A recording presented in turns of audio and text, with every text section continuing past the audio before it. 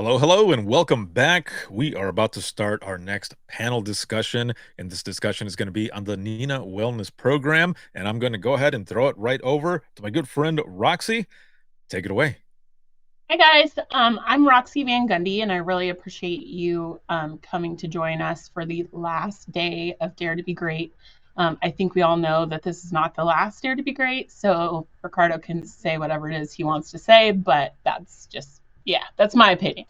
I wanted you to be able to hear a little bit about the NENA Wellness Program because this session kind of spawned out of some of my travels because I found that a lot of people don't know that NENA has a wellness committee or that we offer certain things. And so I wanted to have a chance to just go through what we do and also kind of some of the things that are out there that maybe you don't know about. I am super, super lucky to have two of the coolest ladies ever on the wellness committee join me for this today. So I'm going to throw it to Cassie. I'll start with you first. Tell us a little bit Yes. about yourself. Hi, thanks for having me. I'm here from North Carolina NENA's Wellness team, and I'm also part of our National NENA Wellness Resources Committee. Do you want the full story or you want just to stop there? Tell them the full story. You're pretty interesting. Oh, I had 14 years in public safety. 10 of those years I spent in the 911 centers. I'm from California originally, recently moved to North Carolina. I will admit a lot of the time that I spent in 911, I had zero idea that NENA existed, or APCO for that matter. And that's why this is so near and dear to my heart. I really wanted to make sure people know about this now, because management and everyone knew about NENA and went to the conferences, but line level people did not really know about it. And so I went through my own wellness journey, which we'll get to in a few minutes, I believe. But I am very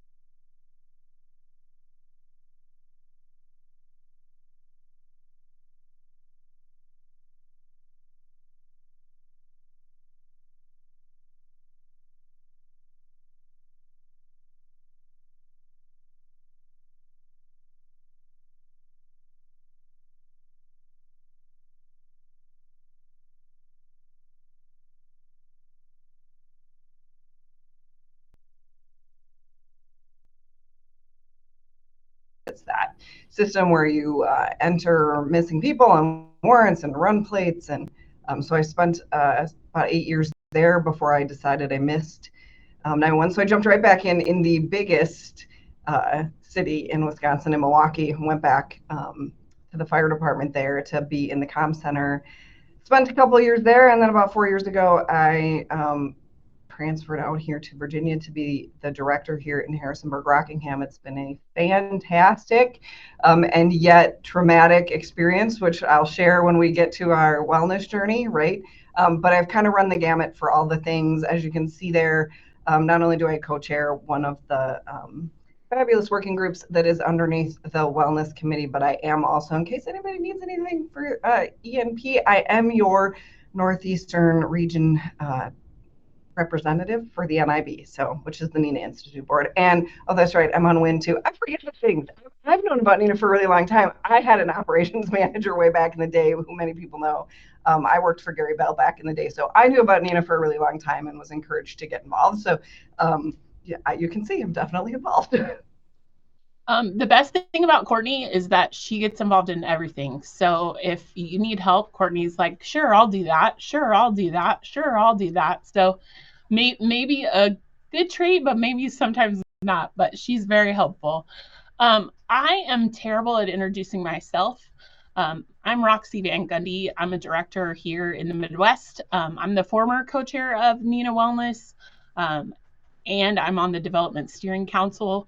Basically, the DSC is the big committee that kind of oversees all of the different standards that NENA produces.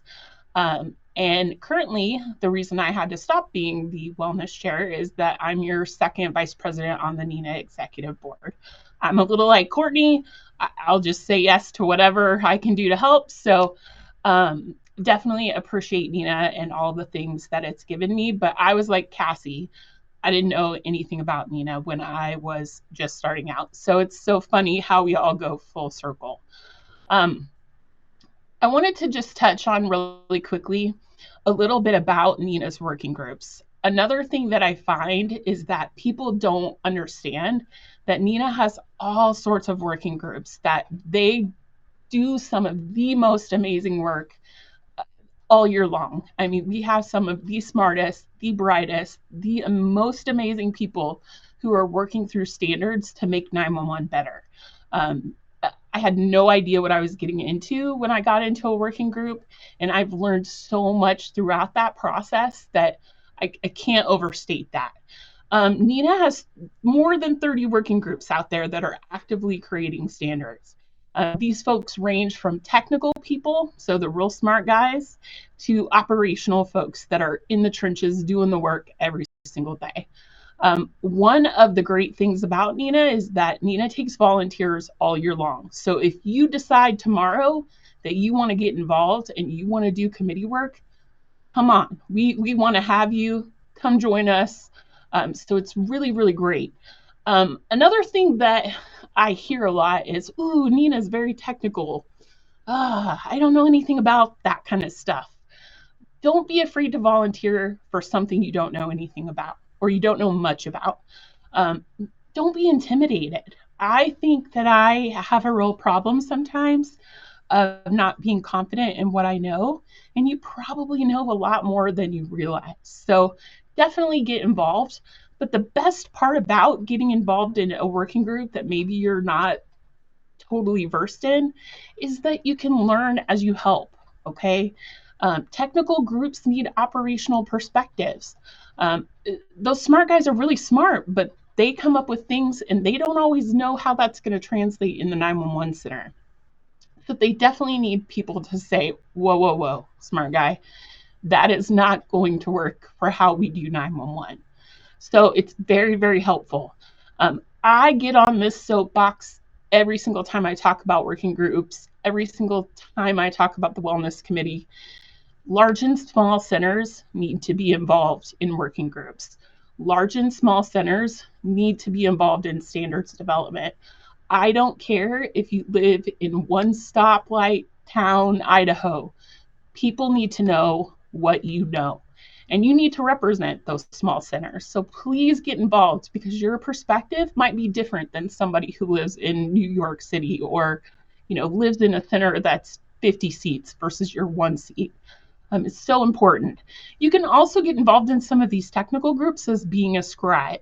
And a scribe is just a note taker. Courtney is in a group where she's the note taker. She keeps everything together. She does the administrative stuff. And she absolutely owns that like a champ. So you can do so many things without having to be the subject matter expert. And how do you get involved? The link at the bottom will take you to a page that you have to fill out some information, and it will go directly to our community resource manager, who will get your information to the appropriate working group. So it's super simple. All you got to do is follow the link and join us, okay? So how did we get here? I want to start with having everybody kind of have a chance to talk about their story. Why were they interested in doing the Wellness Committee? What happened to them that now is translating into their Wellness Committee work? Ladies, anybody want to go first in that? I can kick us off. I started this career young, 19. I stepped into law enforcement. I admittedly knew nothing about it. I was going to school to be a teacher, and those that do know my story, I fell in love with this career breathe, eat, sleep, law enforcement, watched all the ended up falling into dispatch. And once I did, I was like, man, this is where it's at. You don't smell like transients anymore. You don't smell like alcohol. People aren't throwing things at you. You're not fighting. Like, the excitement is just as amazing here. I get to do pursuits and like work on the radio all day, and I get to go home smelling much better at the end of the day. And I was like, I'm here for it. And something happened in my very small beach community that I worked at while I was still working in the field and in the jail. And we had one of the largest mass shootings still in our county. And I remember watching 2 dispatchers go on stress leave. And when that happened, people were chattering and talking about it and saying they were taking advantage of the system. And no one had heard of this happening at that time. And I remember when I came into dispatch, they were still on leave and getting ready to retire on stress leave. I had asked my trainer, when should I expect that to happen to me? And the conversation was a hard one. And not unbeknownst to that trainer, unbeknownst to me, and at no one's fault, they said, kid, that ain't going to happen to you. You're different. Almost 10 years later, here I am on stress leave, and me wondering what the heck happened, what did I miss, and why did this happen? And it wasn't one call, it was a cluster of all the things: loss of suicide, friends, mentors, people in my life over time, accidents, family members, me not learning how to take care of myself, because the only thing that they hand you is an academy, the book of How to Emotionally Survive Law Enforcement by Kevin Gilmartin, and they tell you you're going to change and your friends are going to change, and they're still handing that book out, by the way. And I just, we're doing things a lot different now, is the point, a little bit each time. I didn't know what I didn't know, and when I went on leave, I thought I was on an island. And it was around this time in the holidays, and I was someone who worked to avoid and overtime and take all the projects. I was well known in my community and worked at multiple agencies and took on all the work and loved and passionate about overtime. And I also took on shifts for my partners so that they could be at home with their family at Christmas to play Santa. Suddenly I'm at home and people are working my holiday shift for me, and I felt guilt and shame. And also, who's answering 911 if Cassie's not there? Who's telling the black and whites where to go? Don't worry, there's people who do that if I'm not there. It doesn't have to be me. But for some reason, I felt some huge responsibility of that. And what ends up happening is I take on this huge shame and guilt cycle. And right after the holidays, I end up having a suicide attempt. And I did realize I wanted help. And when I reached out for help, I was given my EAP. And they said there's no first responder resources, which is a myth, by the way. I did get help, and I worked my butt off. And I came out on the other side so much stronger. The other thing I did was I found resources for first responders. During this time of resourcing and gathering, I was a throw the book at me and try all the things. Any kind of tool, any kind of anything. I was like, throw it at me. I want to try it. And I'm still this way today, 6-7 years later. I always find a new coping skill. I come to many of your guys' classes. I listen to your podcasts. I read your articles, and I'm like, hey, that's a new something that I pick up. I want to try it. I want to read it. I want to listen. Throw the book at me. What works for me, great. If it doesn't work for you, that's okay. One of my favorite things everyone knows I love, equine therapy. Dogs, animals, all the things. Something about that makes me feel so much better. The point of all this that ties into NENA and all the other things is I didn't know what I didn't know. I go back to work. I join peer support. I tell my agency about first responder resources. HR was my first call. By the way, here are some resources that our people need. I end up leaving my very secure long-time career to go into working with first responders, exclusively treatment resources and behavioral health, and then work in the private sector that ends up being resourcing for first responders. I'm very passionate, obviously, about wellness. Well, along the way, I found out NENA and APCO have wellness committees. Oh, what? All right, here I go, elbow deep in. And so it just helps me further be able to get more of those things. And I'm more passionate about talking to my people and us to collaborate more on what's working in your state, what's not working, what resources do you have. And many of you that I've had conversations with at conferences or online or on meetings and stuff, it's like, what can we get you, or what are you doing? Let's add to our resourcing. That's what work group I'm on for NENA, is resources. That's what I'm most passionate about, and that's how I got here. Try it. If it works, great. But you don't know what you don't know until you try.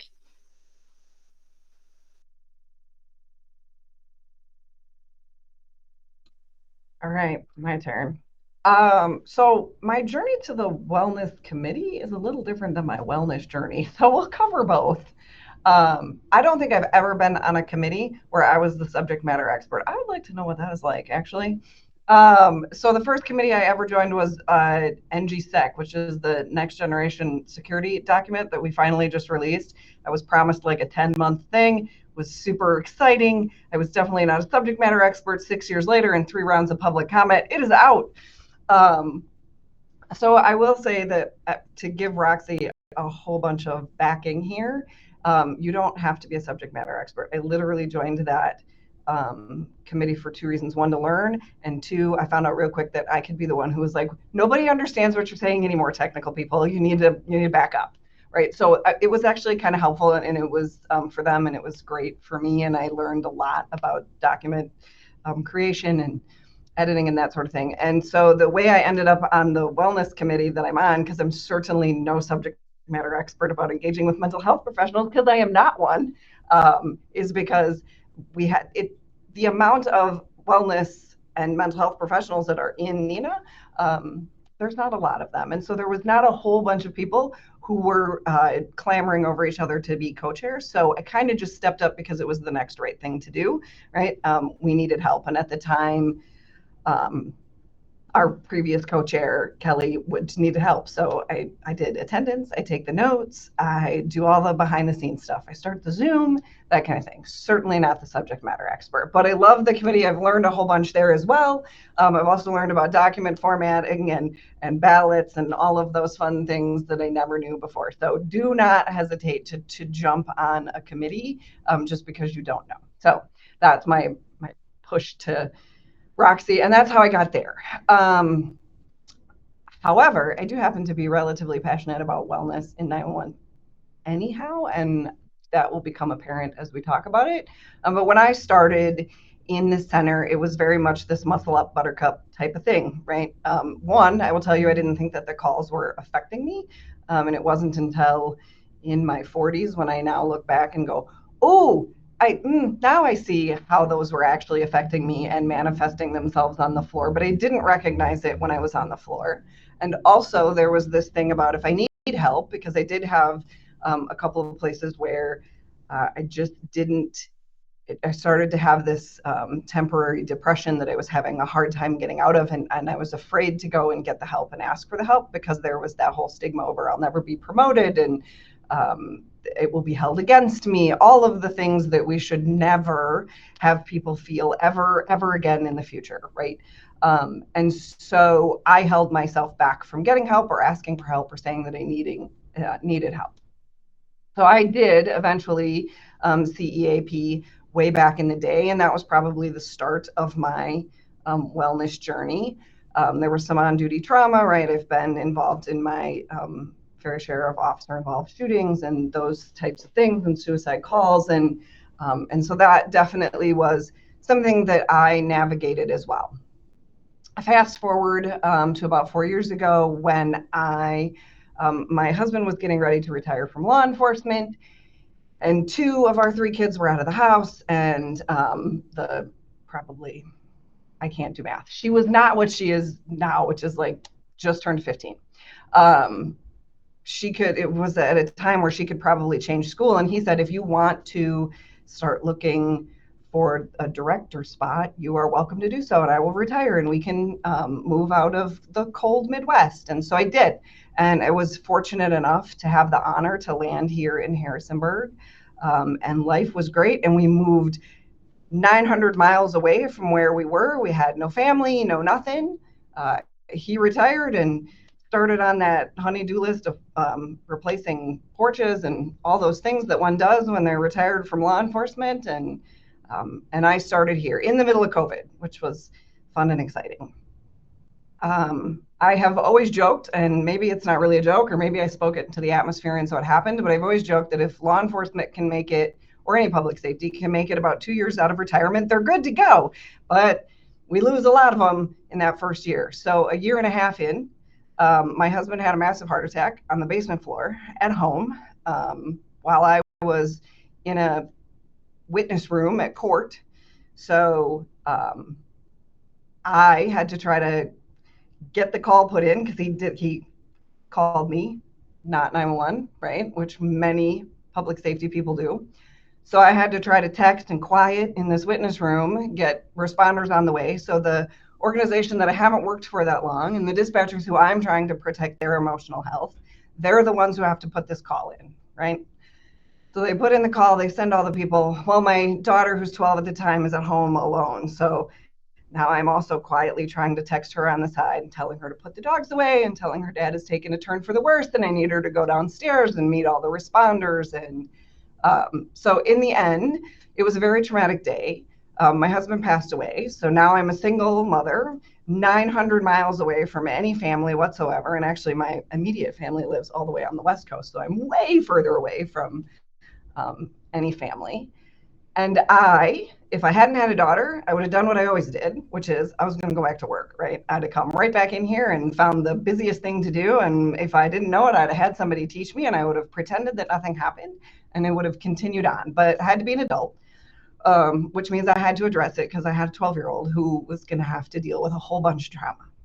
And so that required that I also start to deal with my own trauma. And that can be a really long story, but there's a couple of things that are important out of that.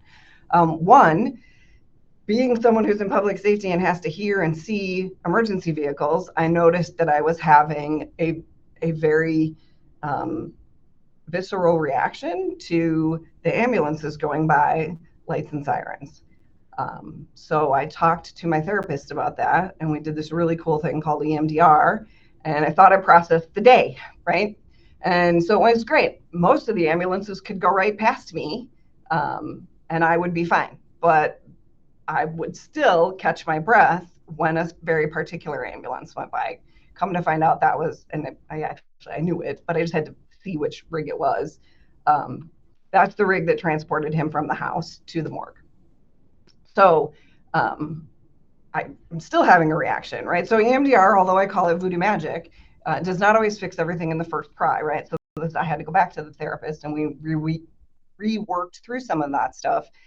Turns out I was still harboring a whole bunch of guilt over the fact that my daughter had to be home alone and handle that situation, and the fact that that I, to this day, know very well that I am probably the trauma trigger for one of our staff, the same way some of those calls had been trauma triggers for me over the years. And so that was really hard for me. So when I worked back through that, now I actually can all things with red lights and sirens can go by and I'm fine. And I still tell you that EMDR is voodoo magic. But if you ever wondered if wellness and emotional health are important for every rank of this profession, I will be the first to jump on that soapbox and trap you in a corner and explain to you exactly why it is super, super important and why we cannot abandon the most important people in this line of work, and that is those who have to listen to this. And when I tell you that that goes beyond the operations floor, I have fought for things like hazard pay for IT, because our IT who has to fix the stuff are on the floor hearing, seeing, and dealing with, even though they don't have to take the call, right? This is different than your IT professional in, say, the water department, who might not have to hear and see those things. The people who do the QA have to hear that same type of thing. So we need to support the people who make our center run.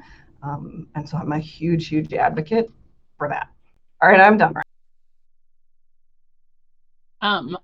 First, I just want to say thank you for sharing that, because that's a personal thing. So I really appreciate that you did that. I'm just going to say, for me, the path that led me to the Wellness Committee started because I didn't know anything about wellness. We didn't talk about that here. We didn't talk about how to take care of yourself. I've worked in 2 centers where that just was not a conversation that was had. So when I would have a really difficult call and I would feel a certain type of way about it, I was like, oh, what's wrong with me? Why do I have feelings about that? Side note, you have feelings because human people have feelings. So you're supposed to have feelings. But we were programmed that that was not okay.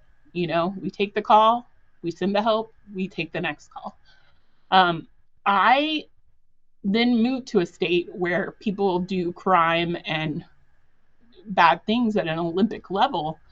And it just was me moving from a place that did not prepare me to be emotionally strong enough to deal with those type of calls, to a place where that was every single day. We had a call of an officer involved shooting where I was left to handle that all by myself. My supervisor basically said, I don't know why you're getting so upset about it. They're not our people. Whoa, okay. And she continued to just let me handle it on my own. And then 2 weeks later, I listened to a woman drowned. That was not great either. And both of those things, I never was talked to. I never was shown there was help. I never was told, hey, you're not really yourself. Like, what's going on? Nobody cared, in my opinion. And I ended up taking more and more and more and more of those calls. And it led to so many unhealthy things for me. I was angry all the time. My health was terrible. There were so many things. I masked the fact that I was working 40 days straight with no days off as being loyal. But I was really just trying to control all of the chaos in my life. And I used a lot of unhealthy coping mechanisms like drinking, to try to make myself feel human again. So coming into having the opportunity to be a part of the Wellness Committee was truly me wanting that person who's driving home after the worst shift imaginable and feeling like nobody cared about them to feel like somebody cared about them. You know, I think when you start having thoughts of, if I just pull into this truck, I don't have to go back to work tomorrow. I don't think that's just me. And for a very long time, I thought that was just me. So that's why I wanted to get involved in this committee, because I just don't want people to feel like they're out there on an island. And while, there's so many centers doing wellness and doing it amazingly well, there's so many folks out there who have no one still in 2024. So many folks who live in areas that are vastly underserved by mental health. So that's what drives me to keep this committee going and to really show people how important it is. So that's why we're here. Guys, I have a question. What are some, I'm going to reword this just a little bit. What are some things from your personal wellness journey? Courtney mentioned EMDR, but what are some things that you do that keep you in a good place, in a good headspace? I do equine every Saturday, equine therapy, which what that means is not like riding horses, but I am with a mental health professional and a horse specialist, and we talk through what I'm going through or work through past traumas or anything that I need to with a mental health professional. While I'm doing that, I'm grooming the horse, or sometimes I watch the horse kind of play out scenes that might resemble my real life. I love that. That's kind of my favorite part, because there's been some times where the horses are like kind of playing together and I'm like, oh, that resonates with me. And so I kind of love that. I do that. And I will tell you that if any of you have taken my sessions, you know this is my sweet secret sauce. Meditation every single day. And I was this person. I am Skeptic 101.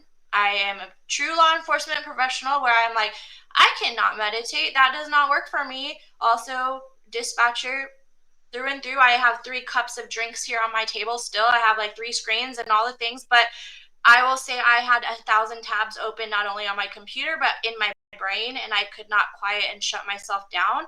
It took finding the right type of meditation to really quiet myself and center myself. And once I practiced that, which is like going to the gym, you don't start with a 100-pound weight. I had to start with a 5-pound weight and do a little bit at a time and build on that practice. And it became a daily practice for me. Man, if I don't do it, the people around me know. And when I was at work, the people knew. Like in comm, when I was still active, they were like, you're answering the phone and you're a little snippy.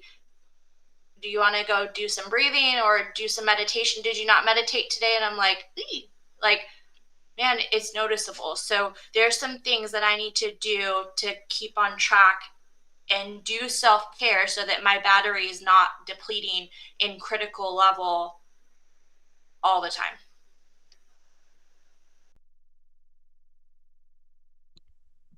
I'm pretty sure I'm supposed to say all the things that we're supposed to do, and I'm watching this over here about all the things that people do, and I'm going to be vulnerable and real honest here and tell you that I'm horrible about doing any of that. I will throw myself further into whatever is stressing me out.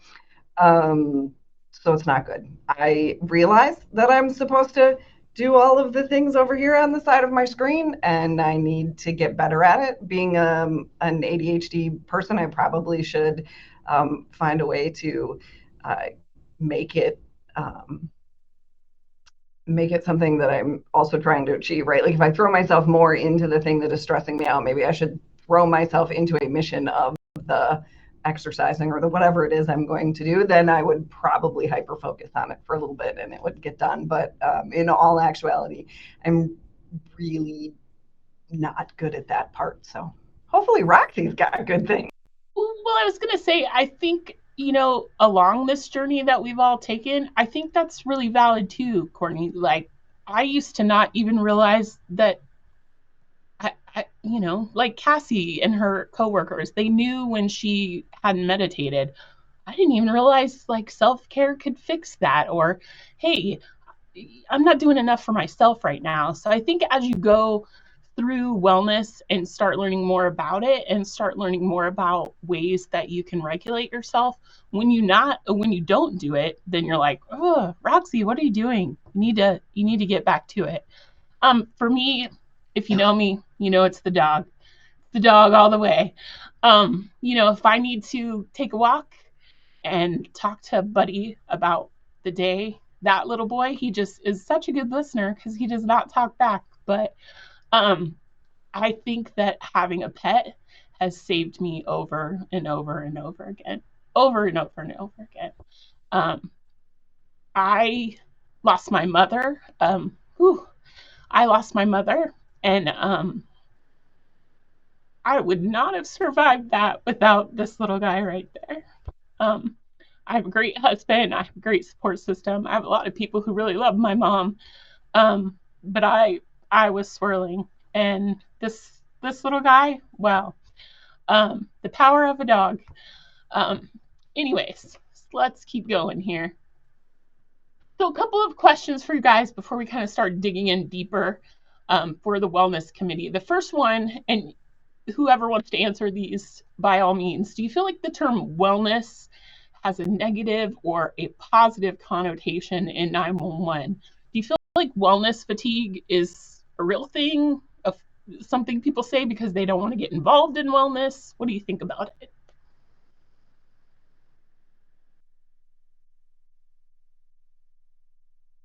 One of you. It's a good question for sure. I have lots of thoughts on it.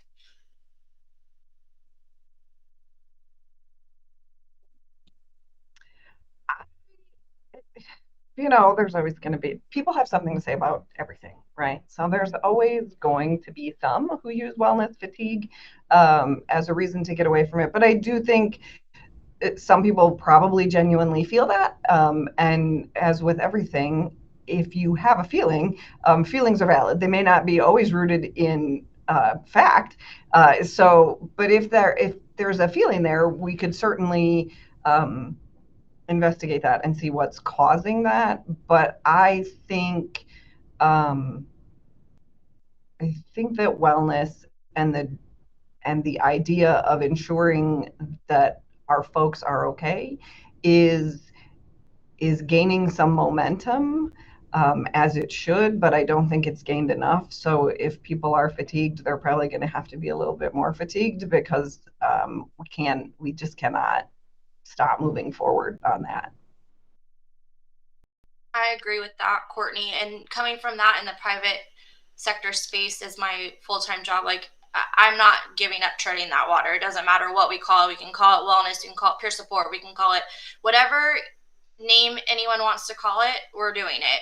I'm watching the chat for a minute, and I'm seeing a lot of people say they consider, like Lori said, wellness, and immediately think that we consider them broken in some way, negative, because it's not something you do. It's a state of being. Thanks, Tina. And a lot of non-believers think it as negative. And I think there is absolutely still a lot of stigma.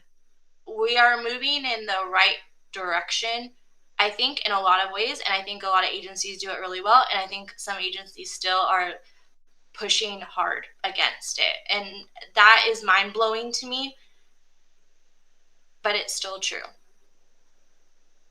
And I think part of that is also, so here's another really vulnerable, honest piece of information is that in this center we have tried, right? And we stumbled a little bit and ran into some things that have caused us to stop and regroup. And so just because you don't do it perfect the first time doesn't mean that you give up or that it's a bad idea, right? So we stop, we undo the things that we might need to undo, and we reevaluate, and hopefully we are getting ready to roll that back out just as soon as we can get it out there. Just like everybody, we have some staffing, and asking people to do some of that extra stuff on the side right now is probably not helpful. But in the new year, we really hope to start getting back on track and redeploying some of those things. So to me, it's a never give up. Like I said, if you're fatigued now around me, you're going to continue to be fatigued over wellness around me. You're going to be well if I have to force you to be well. So I just want to play into this next question a little bit. What do you feel like for those centers who are pushing back against wellness? What do you feel like the misconception is? That, like, where are we getting it wrong? I feel that people think wellness has to be this huge undertaking and that it has to be some kind of huge formal situation. And I want to go back to what Courtney said on the last slide about I don't feel like I'm doing this well, or I'm not hitting the check boxes on the self-care. And when she said that, I went, oh, this is going to play into our next conversation, because I will tell you, man, on some of the days when I could not even get out of bed, just brushing my teeth or just putting on clothes or just making my bed was the only thing I could hit self-care for that day. And that's it. Some days that's all the self-care I could do. And while I say, well, my self-care right now is meditation every day, and I do that, I do my self-care routine on the days that I'm well, so that on the days that are hard, I already have that in the toolbox. That's what I tell people. But I'll tell you, on the days that are hard, it is hard to be like, man, I'm going to meditate or go on my walk or go to equine. Like, there's been days where I'm like, ooh, I am pushing against the block to get through. It doesn't have to be the working out 30 minutes a day, getting 8 hours of sleep, eating healthy, going to the gym, doing all these New Year's resolutions, doing all these grand gestures to do self-care. Well, yes, we're going to give you a million ideas to hit all 5 senses and do all the things that we all push in all of our presentations for wellness. Just pick one. If all you're doing is writing one thing you're grateful for a day, or you only do that 3 days a week, dang it, that's self-care. It doesn't have to be some huge undertaking.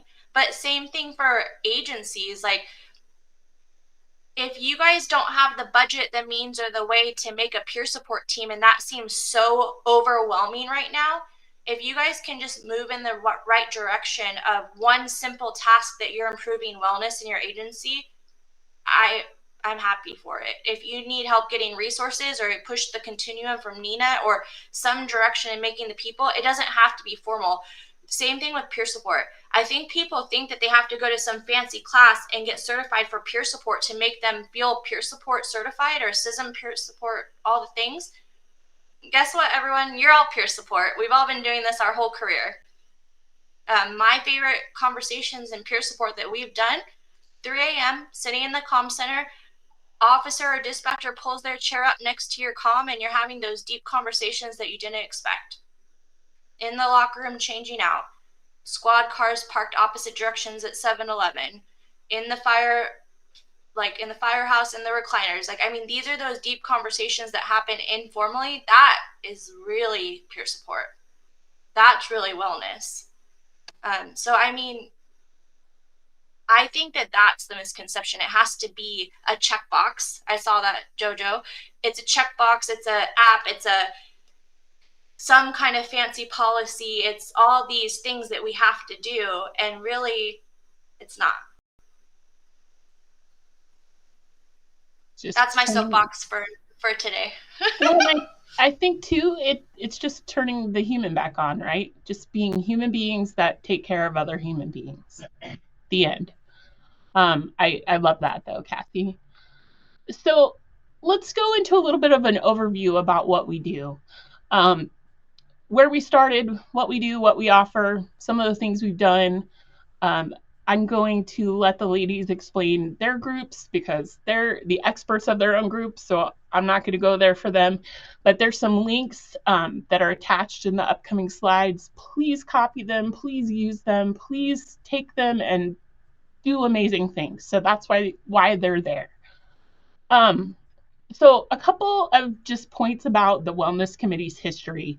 It spawned as a board initiative. When you're on the board, a lot of board members have passion projects for their tenure. This was a board initiative.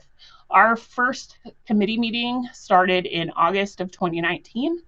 We had a whole bunch of members in the first meeting, whole bunch. And now it has dwindled down to 6 work group chairs and then sub-members of those committees. Let's see. One of our first work groups and one of the first groups that we had that produced a document. And real quick, I want to just explain that in NENA, you have 2 types of documents that are the most common. You have an INF, which is an information document, and then you have a standard. So they are different. They are labeled a little bit differently. But this peer support group developed a document basically on how to develop and do implementation and oversight of a peer support team. Couple of things that it hits that I love is how do you make the pitch, right? Having peer support is going to require some manpower. It might require a little training money.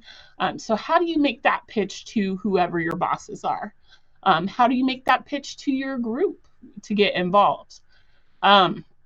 It talks a little bit about selecting members. Who are the right fits for peer support?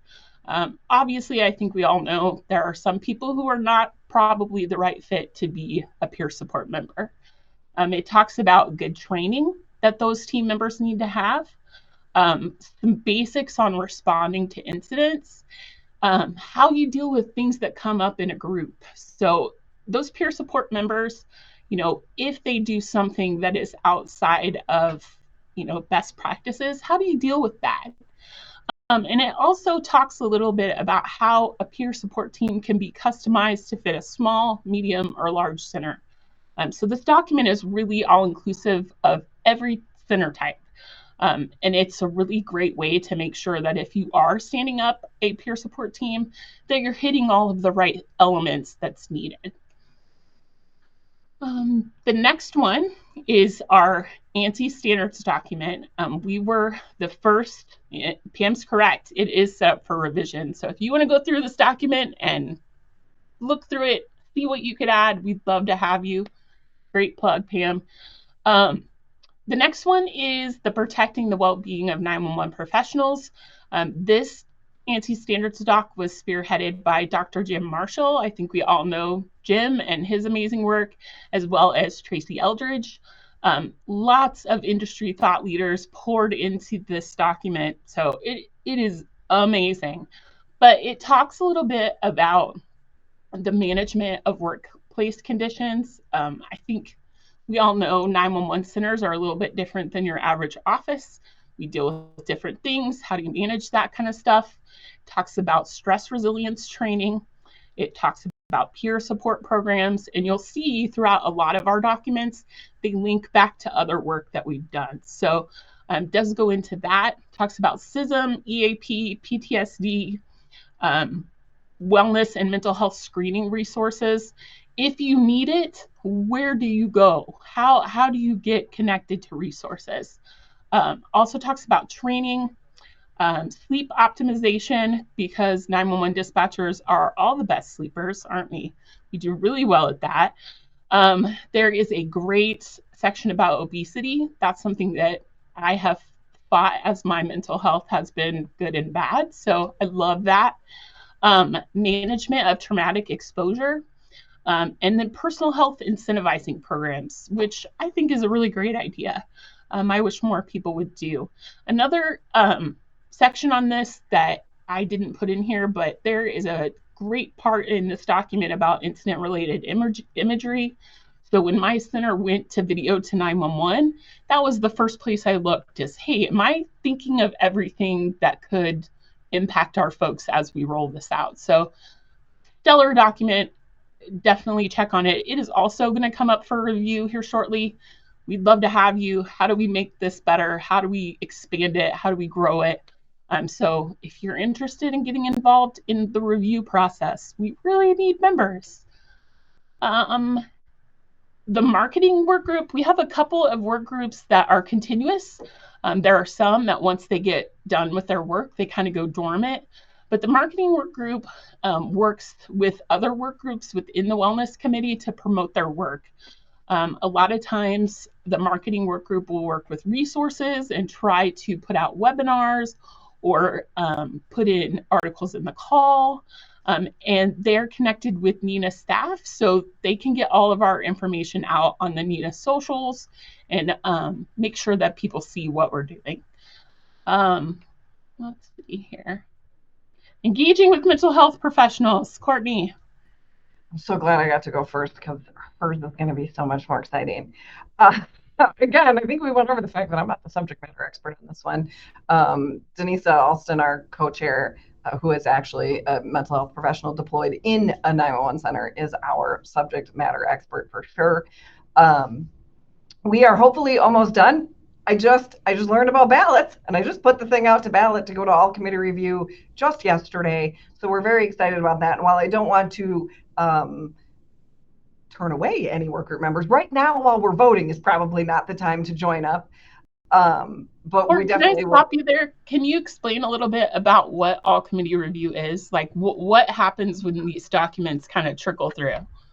So I think actually, believe it or not, I thought I read some time ago, and things just move slowly, right, that actually all committee review is going to be a thing of the past at some point. But at the moment, we still go through all committee review. So what happens with a document is once you're done with it and think you're done with it, you ask DSC if, well, first of all, you take a ballot from your group to say, do we push this thing forward to the start of what is the public review process? And the start of the public review process is the all committee review. So DSC, which Roxy sits on, gets this, once we pass the ballot, so 67% of at least 50% of voting members, whatever the rules are, I just read them on the we don't call it the wiki anymore. I'm aging myself here. I don't know what we call the NENA wiki anymore.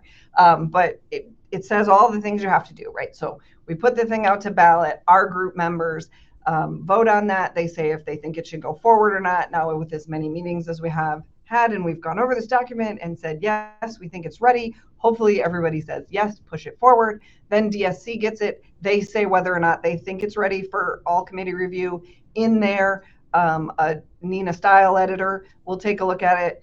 Little hint, I sent mine to Steve ahead of time so that the DSC would get it back. And if that is approved, then it will go to all committee review. So anyone on this, listening to this call who is on a committee will get an email from NENA that says the document's available for your review. You look at it, you make comments, you make suggestions. We then adjudicate those comments. Basically, we go back, we look at them, and we answer them. We either make the changes or we say why we're not going to make the changes. And then that process happens again for public review.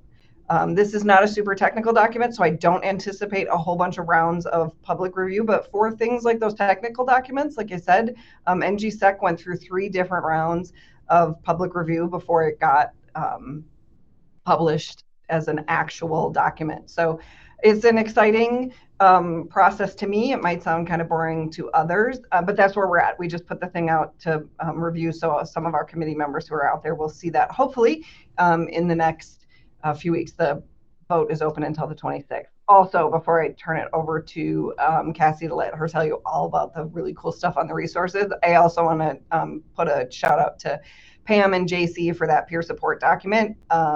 They were super helpful before it was published. When we needed their help, we have used it as we've tried to redesign and we're getting ready to redeploy our team. So that document is amazing. And if you have time, join that committee. So pushing members towards Pam and hopefully JC again. It was very, very helpful.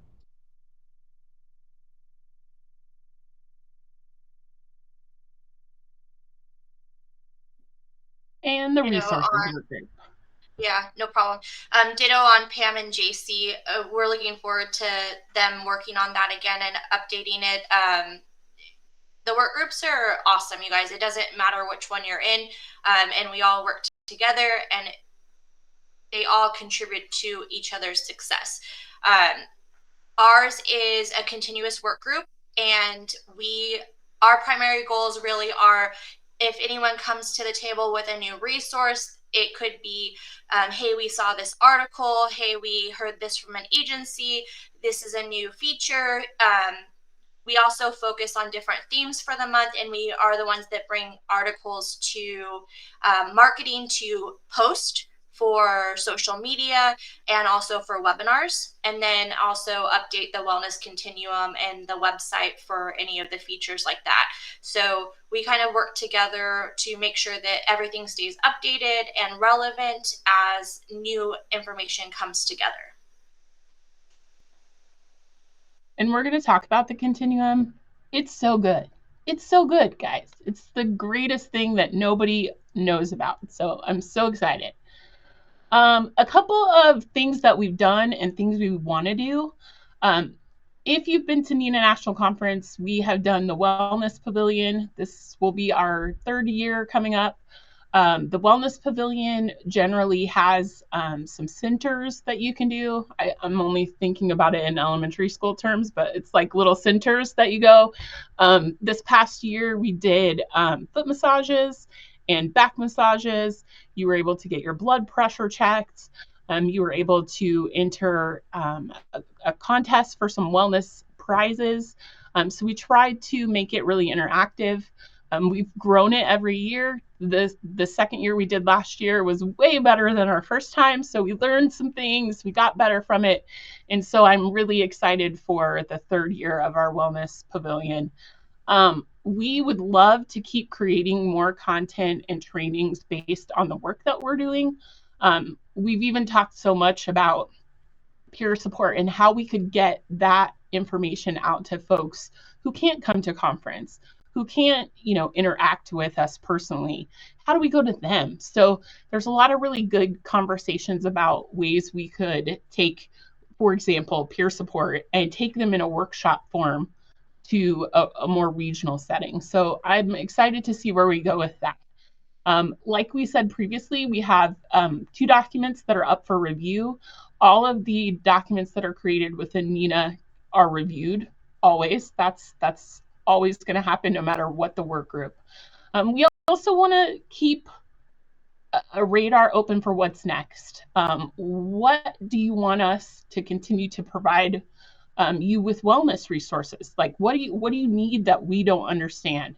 What are we missing that you don't have guidance on?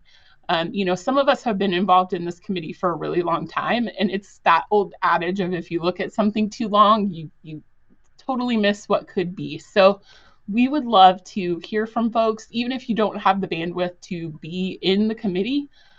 I'd love to know what else we could do for you, because there has to be more topics we can explore. There has to be more things we can offer. We just don't know what those are yet. We don't know what you need. So definitely reach out to us. We'd love to hear any ideas that you have about wellness, because any perspective helps. Like we said, everybody has something to contribute. And if you can't be on a work group, we'd love to have you as an ally, just as a friend of the Wellness Committee. Couple of things that we also want to talk about is Webinar Wednesday. A lot of people don't know about Webinar Wednesday. That is something NENA provides to members. Always great information. We try to get in there as much as possible, but it's not just wellness things, but leadership. They've done some things with women in 911. Webinar Wednesday is free training. So if you're not taking a part of that, what are you doing? There is a great schedule that Chris with NENA has posted, so you know what's coming up, what interests you. So definitely take part in that. We had a great webinar recently about disaster and deployment wellness. Holy moly, it was so good. And that link below can get you registered for that, and you can have access to it. Some great conversation with Jim Marshall, Michelle Lilly, JC Ferguson. Amy is out there. I know she is from Macomb County. She had some great perspective. Monica Howard with NC NENA. Just a really good group, a really good conversation. So definitely get registered so you can watch that when you have time. Also, all of our wellness standards and information documents, as well as all of the other documents that are out there for different committees, are at the NENA standards page. It's free. It's open to everybody. You can download every standard we create. We offer that to you. So that's an amazing resource right at your fingertips. And also, we're going to talk a little bit very shortly because we're kind of running close to time. This is the address to the Wellness Continuum. Definitely get this bookmark, guys, because it updates, it changes. Cassie and her group do a great job of putting relevant stuff on there for you. And it's free. You can take all of this stuff and implement it in your center. There's no reason not to get into the continuum and see what it has to offer. You don't need to be a member, and you can submit resources directly to the site. Like I said, constantly being changed. They add things to keep the content fresh. So consistently go back there and see what's new, because they work very hard to keep it new and interesting and relevant. It's just a huge resource that I don't think enough people know about. And then I just wanted to check out a couple of the poll questions here that Ricardo put in. How many of you have a wellness program, either a small program or a large program within your center? 10 of you voted that you did, 7 of you voted that you didn't. I hope that some of the things that are on the continuum, some of the documents that the Wellness Committee has, can help you change that. Ladies, do you have any, is it shocking, any of the answers there? No, I don't think so. I think that's still consistent with stigma and the way going, as Roxy, you and I follow each other across the country pretty much, I feel like, all year long. But as we do, I feel like that's pretty consistent with what we're finding when we ask agencies that. I think my advice is, if for those of you that answered the second question, if you would want to practice wellness. And if you answered maybe or no, find your champion. Like, that's when people ask me about how do I get wellness started in my agency, and that's the first step to me, is find your champion and the person that can rally the troops and get people pumped up and excited about wellness, and then go from there. Yeah, I mean, I agree. I think it looks kind of like what we're facing and up against, but I will say that North Carolina has got, just going to give them a plug. North Carolina's wellness, it seems to be statewide. So if anybody would like to emulate North Carolina, that would be great. That would be great. But I think too, maybe the people who answered maybe, it goes back to what you said, Cassie. It just has to be a small thing. Maybe it can turn to yes. It just has to start small. So don't lose hope that that can't happen for you guys. So a couple of panel discussion questions to kind of round this out. What's the best advice for a center looking to start a wellness program or expand one that they currently have? Well, the expert is probably those from North Carolina, and they can probably give you lots of advice. I'm just going to say that start somewhere, right? So even if you are frontline and you think you can't do anything, you can do things for wellness. You can, just like you can lead from anywhere, you can also do wellness from anywhere. So just doing things with your shift or even with another person on your shift is a start. So start somewhere. And if you want to expand, my suggestion is get on the site and read the documents and ask people who have done it correctly for help, or maybe even some of us who've made mistakes will tell you how to maybe avoid those. but again, I really do say, I joke about North Carolina, but there are so many people down there doing it right that if you know somebody or if we can connect you with somebody, that they have figured it out. I mean, I haven't seen Monica pop up on here yet, but she baited me out here for our wellness team. So, I mean, I'm really proud of what we're doing out here and the agencies and all the wellness that we are spreading. So, it's something very, very special. If we can help you get that at your agency, feel free to email me, or I can put you in touch with any of the rest of our team, Jason Compton, Monica Howard, etc. Jojo said it too. It starts with one person, right? And that's what I mean by find your champion. And the documents that we have on here is created by a team, a committee, so that it has the best of the subject matter experts coming together from multiple agencies, small, medium, large, to come together with ideas to help you guys form what you need. And then from there, you reach out to people like North Carolina, NENA, or places that are doing it really well so that you can put it together at your agency. That's what I find is best. You lean on agencies that are like yours, that are already doing it well, so that you can help get the support to get it going at your agency. That's great, guys. I think these last two questions we've already kind of hit on a couple of times. Any final thoughts that you guys have about wellness, the Wellness Committee, your journey, anything?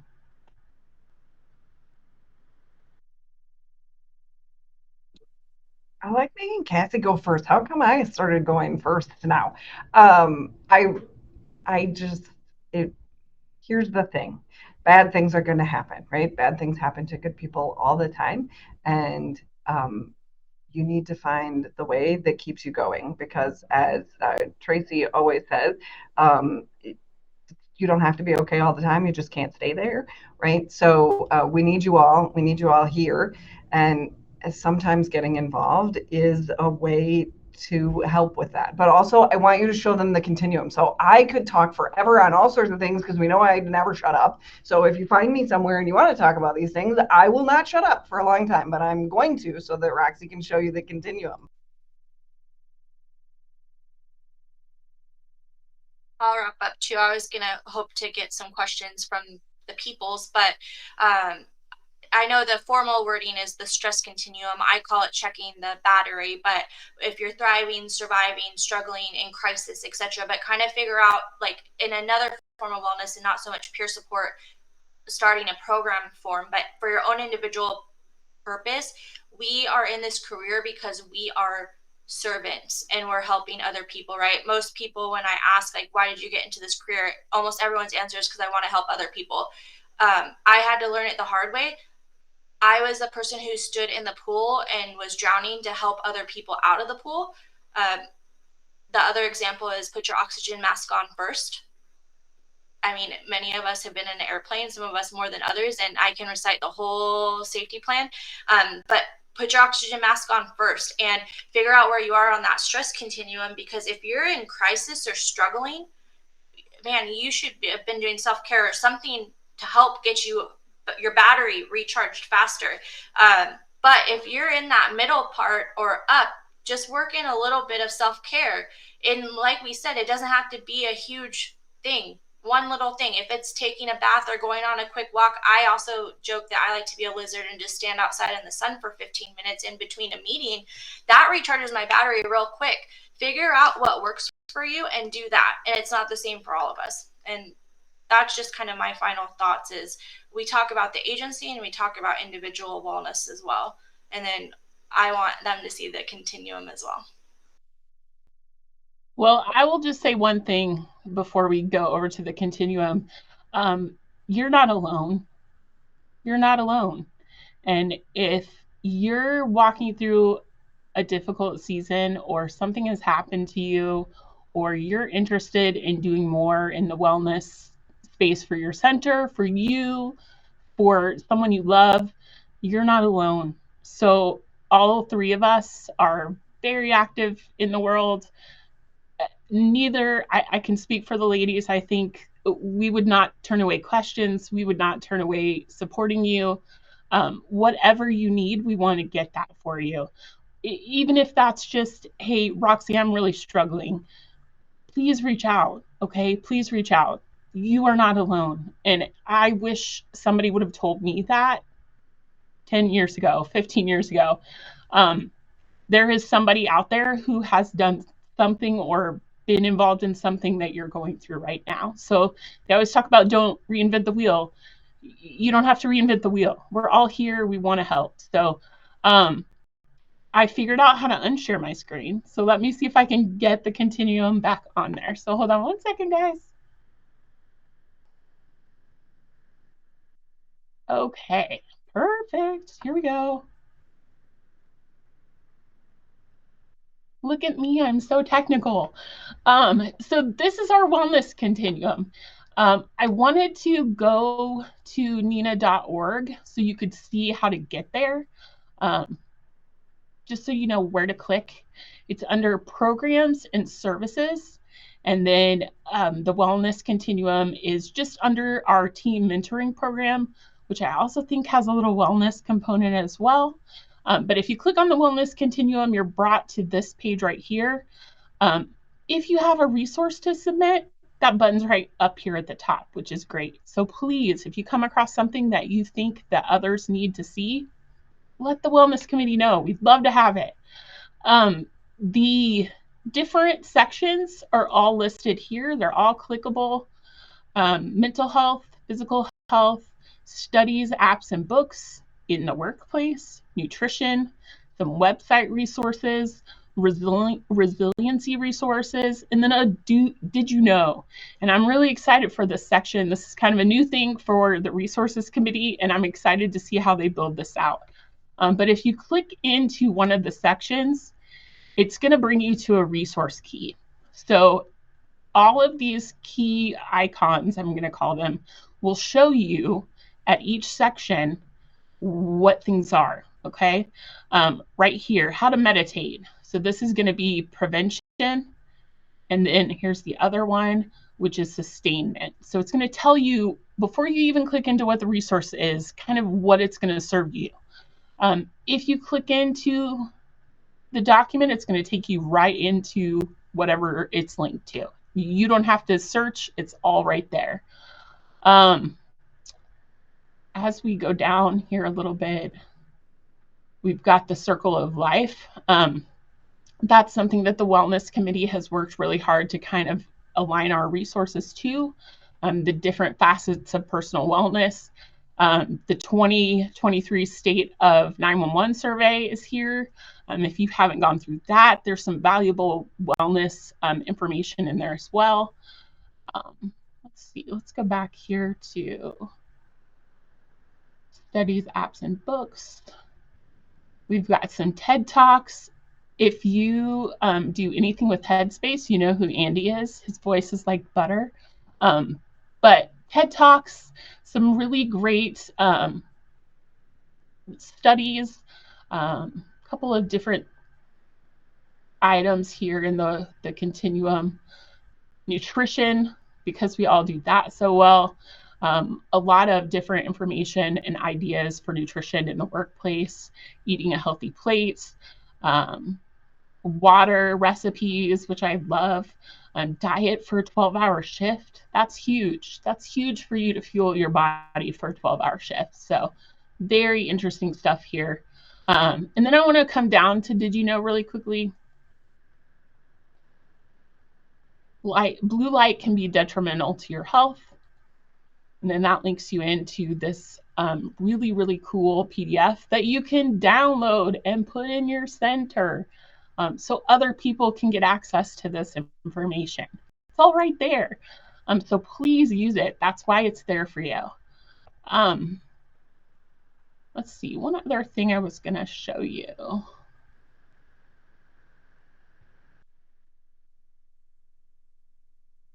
There's a couple of different websites here, Help for the Headset.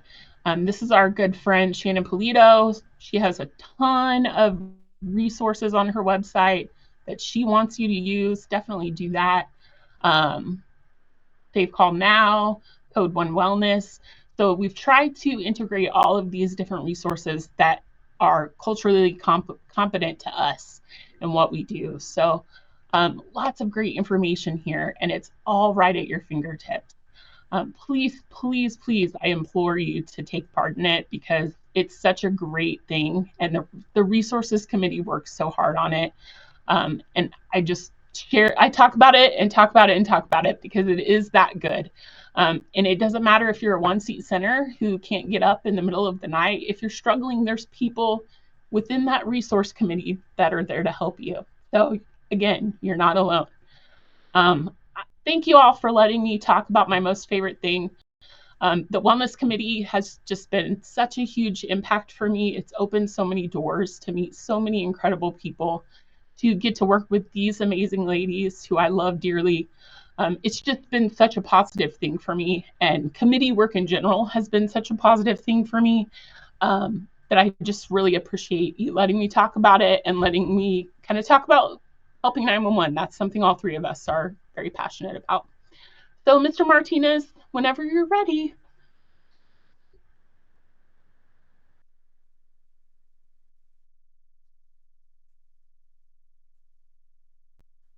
All right. Well Oh, there we done. go. It's like, are we filling time? No. No, I was sitting here. I had to throw my headset back on and about fell off, so I had to put it back on really quick. Well, And that would have been then fun to watch. Although I I am know. going to Well, say, I'm going to interrupt for 1 second and say Roxy said something that really brought something to mind. And that is when she said that you are not alone. I agree, you are not alone. But I just want to, having heard my story, I'm going to say one more thing, and that is you absolutely can't do this alone, right? So 900 miles away from where I started, completely on my own. If it hadn't been for my boss, the city manager, if it hadn't been for people on the fire department, the Harrisonburg Police Department, if it hadn't been for people in our own center showing up, getting me where I needed to be, helping me move my daughter around, if it hadn't been for the people on the committees, on the board, on WIN, on the NIB, you cannot do this alone. There is no way that I would have survived this and made it this far without people. And Roxy has been an amazing help to me. And there's a bunch of you in the comments who I know personally who have been super helpful. So please, not only are you not alone, you cannot do some of this stuff alone. So know that we are absolutely here, but please don't ever try to do some of this alone. You can't. perfect. Very well said. This was an excellent panel. So much good information in there. Links all over the place. So for everyone who's watching and listening, please make sure to come back. This is available for forever until I take it down from here and put it over to the YouTube channel. I mean, either way, it'll still be available all over the place, and we'll still be in this spot too. But if you're watching on the replay, all of the information that has been in the comments, it all remains. So just want you to know there's no time limit. You don't have to rush. If there's other folks that you know that you think should be watching this or any of the sessions throughout the entire week, have them register. It's free and they can watch it on their time, on demand. So it's always available. We've got emails that are there. I see that are going into the chat as well. I was going to throw in some questions in there, but like basically the moments I was going to put some questions in, you had them on the screen already. So we're already we were of the same mindset, and I thought, We're well, not friends at all. I know. Yeah, yeah, we don't know each other. Yeah, no, you had all the information on there, so I thought, all right, well, if there's anything else the audience will ask, but I think the three of you and just shared so much information, but the right information as well, and it was just so powerful to hear each and every one of your stories, how you got here, everything that you've gone through. That is how people relate and how it resonates with them as well, and that's how we continue connecting. And you're right, Courtney, as well, that we can't do this alone. I mean, we're the only ones that know what it's like, right? So we have each other, and let's continue to do that. Let's lean on each other, man, because again, we're the ones who know what this is like. We're the ones who are going to be able to get through whatever bullshit is going on. We can do this. So thank you, all three of you, for what you do. And also shout out to NENA. NENA is actually a gold sponsor as well. And no, that is not why this session happened. I just wanted to mention that to them or for them because they have been a supporter of what I do since 2013 when I very first started doing everything. So any way that I can help give NENA and folks like you three who help in these types of committees and everything to have even more of a platform and get out there all the good that they do and what you all do, I'm all about it. So hell yes, thank you all for what you do, and everyone continue to come back and see those resources because they're there for a reason, Yeah. and it's all good. So thank you very much once Everybody, again. appreciate you. All right, having us. so yes, of course. So we are going to be headed to the last session of the final Dare to Be Great. Oh man, I just laughed because everyone was putting in the comments, they're like, yeah, sure, dude. So the last session, I'll just say this, the last session of Dare to Be Great 2024. How about that? And that panel discussion is called No Dispatcher Left Behind. This one is going to be pretty deep, but it's going to be a good one, and we're going to have a discussion. We're going to go through a lot of different things here. So we will see you all in the next one there.